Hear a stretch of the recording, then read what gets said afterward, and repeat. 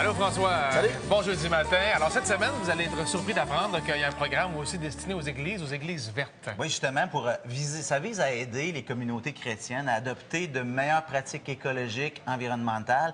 Ça se fait sous trois volets, la spiritualité, la sensibilisation et l'action. On regarde le reportage.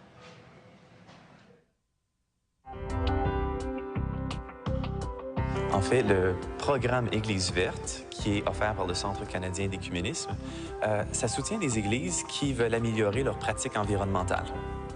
On le fait sur 3 plans. On le fait sur le plan action, donc recyclage, efficacité énergétique. On le fait sur le plan sensibilisation. Donc ça, c'est par exemple des conférenciers qui sont invités dans la communauté. Et aussi le plan spirituel, c'est-à-dire prier avec la création. Donne-moi des exemples un petit peu de ce que vous avez fait comme activité.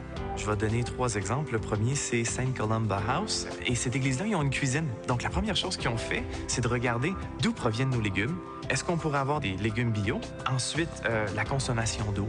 Ils ont regardé l'efficacité énergétique du bâtiment. Ils ont touché plusieurs points.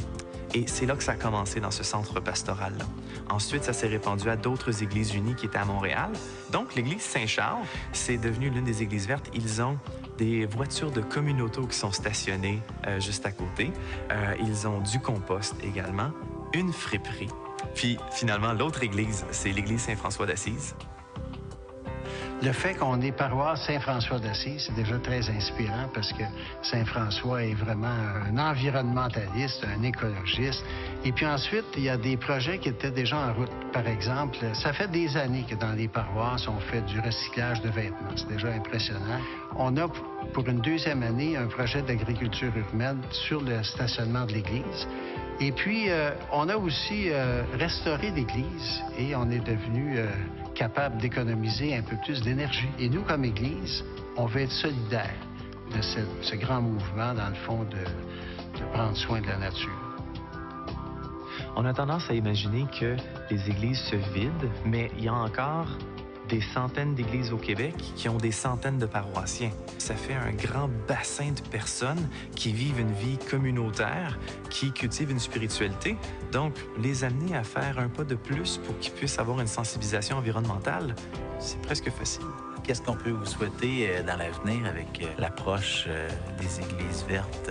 Le plus grand souhait du programme Église verte, c'est de pouvoir réunir un grand réseau d'églises partout à travers le Canada qui prennent position par rapport à l'environnement, que face à la crise écologique, tout cet ensemble de chrétiens-là qui se trouvent au Canada puissent se rallier pour cette cause-là, parce que c'est l'héritage qu'on laisse à la future génération.